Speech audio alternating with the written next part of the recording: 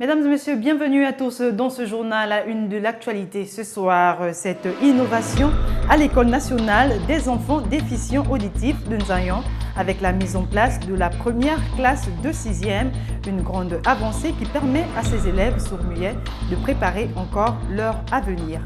Dans l'actualité également, cette première journée d'accueil des nouveaux bacheliers par les anciens étudiants de l'Université Omar Bongo, une manifestation marquée par plusieurs activités socio-éducatives. Reportage dans un instant. Leur départ est imminent. Les habitants des alentours du stade Omnisport Président Bongo, situé entre les quartiers Akébéville et derrière l'hôpital, sont désormais sur la sellette vu que leur délai de déguerpissement se précise. Mais abandonnés à eux-mêmes, ces riverains se posent encore des questions sur leur avenir. Reportage de Kenyongouri et Frendongo. Plus que quelques temps avant le déguerpissement des résidents du quartier derrière l'hôpital et d'Akébéville, dans l'optique de la construction du stade de Libreville et ses alentours. Les choses se dessinent, mais pour les populations, malgré les circonstances, tout semble encore flou. Je suis allé répondre, puisque les numéros ont été affichés dans différents... Maintenant où c'est prévu le déguerpissement. Et en allant là-bas, nous avons trouvé que la seule condition qu'on nous présente, c'est de dire nous avions estimé vos habitations à temps. Mais les mesures d'accompagnement, c'est quoi? Conscients du développement que veut amorcer le Gabon, ils ne disent pas non au déguerpissement, mais veulent sécuriser simplement leur avenir. Nous le disons simplement que nous ne sommes pas contre le pays, c'est pour nous. Nous voulons que, effectivement, il y ait un développement qui doit vraiment permettre que le pays ait une image à l'extérieur.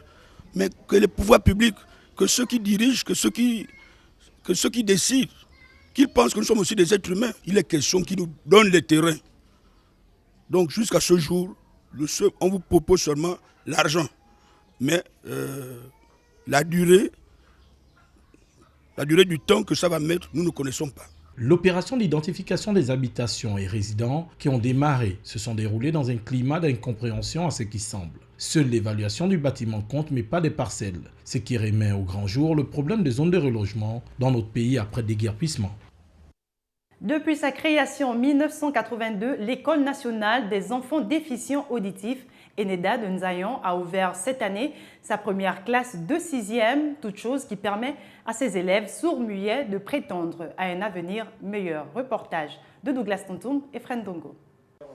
Salle psychomotrice, éducation spécialisée, langage de signes, de la maternelle au CM2. C'est le quotidien de l'École nationale des enfants déficients auditifs de Nzayan et dont la mission consiste à donner une éducation et permettre leur intégration socio-professionnelle en tant que citoyens à part entière. Après 32 ans d'existence sans véritable avenir pour ses apprenants, après la classe de CM2, l'ENEDA a réussi à installer une classe inclusive à Immaculée Conception pour ses élèves de 6e. Les classes s'arrêtaient en CM2 et après le CM2, ils étaient dans la nature. Nous avons pu ouvrir pour cette année 2013-2014 une classe de 6e en milieu d'enseignement ordinaire. C'est une classe inclusive qui est soutenue par un dispositif d'enseignants spécialisés. Au-delà de cette innovation, la formation des formateurs demeure une des préoccupations du nouveau responsable de l'ENEDA.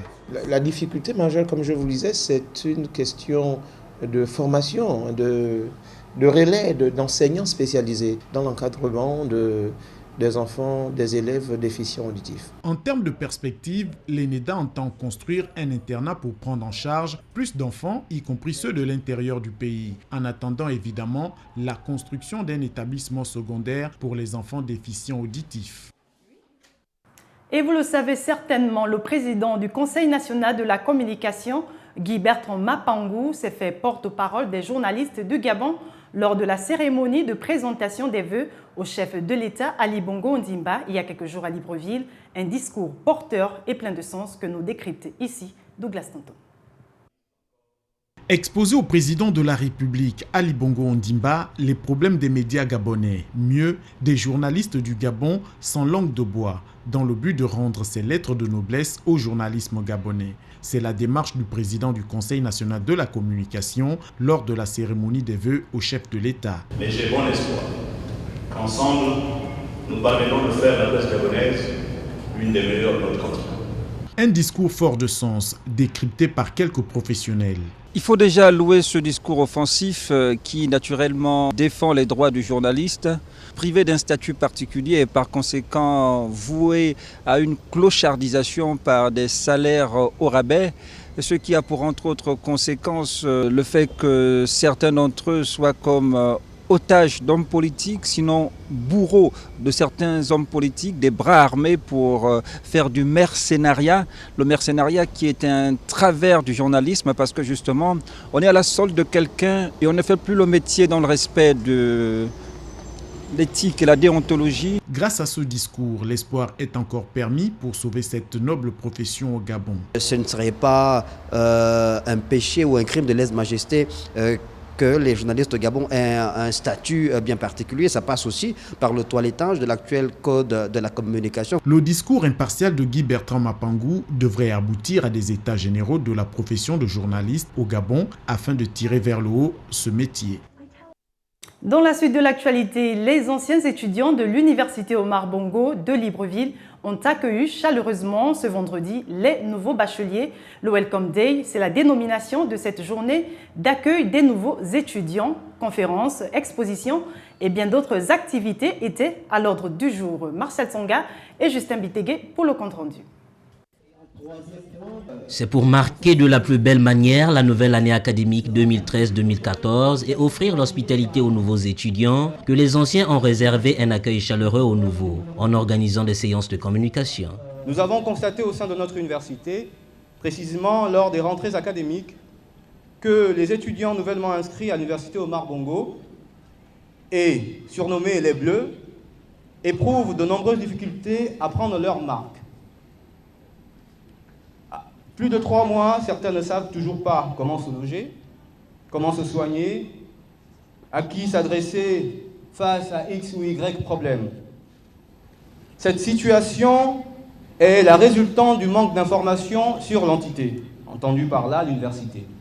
Le Welcome Day est une initiative qui n'a pas manqué de recevoir l'approbation de l'administration. Je suis particulièrement heureux de prendre la parole devant vous en lieu et place de monsieur le recteur de l'université Omar Bongo Empêché, pour saluer avec chaleur l'heureuse initiative que vous avez prise d'accueillir à votre tour vos nouveaux condisciples qui viennent du secondaire ou d'autres établissements d'enseignement supérieur. Selon Boris Mbaoke, les Welcome Days sont des moments de prise de contact entre l'administration, les anciens et nouveaux étudiants. Ces journées portes ouvertes permettent à certains étudiants de se familiariser et surtout de créer une meilleure cohésion au sein du temple du savoir. Restons à l'université Omar Bongo pour parler cette fois-ci de cette fête commémorative des 10 ans du département des littératures africaines. Là-bas, l'heure était aux conférences, débats, expositions des différentes publications littéraires et à ce grand hommage à Pierre Monsard, l'un des fondateurs de ce département en 2003. Retrouvons nos reporters Marcel Tsonga et Justin Bitegué. Ils sont venus nombreux pour commémorer les 10 ans du département des littératures africaines. Séduits par le discours, ces étudiants ont écouté religieusement l'exposé de Frédéric Mambenga Ilagou, mais au-delà, l'heure était au bilan. Novembre 2003 que ce département a vu le jour et depuis il a évolué normalement et je voudrais dire ici que ce département est l'un des départements de la faculté des lettres et sciences humaines le mieux organisé et aujourd'hui donc 10 ans c'est quand même, on peut le dire, on peut oser le dire, c'est le début de l'âge de la maturité et nous l'observons à travers toute la dynamique qui est créée au sein de ces départements en matière de pédagogie. Plusieurs diplômés et publications en 10 ans, un bilan qui, selon les responsables, a déjà porté ses fruits. Nous avons vu 4000 étudiants, c'est-à-dire 4000 Gabonais, passer par les littératures africaines. C'est un bilan. Alors, nous avons vu 1000 au moins franchir le cap de licence. Et au moins 250 qui ont validé leur maîtrise. Et plus d'une, disons une trentaine est en études doctorales. Promouvoir et diffuser les littératures africaines, partant celles gabonaises, sont autant d'initiatives menées par les enseignants du département des littératures africaines de l'université Omar Bongo. Voilà qui vient mettre un terme à ce journal. Merci pour votre attention. Prochain rendez-vous de l'actualité présenté lundi 13 janvier avec Larissa Faltraoré. Au revoir et à très bientôt sur Gabon News.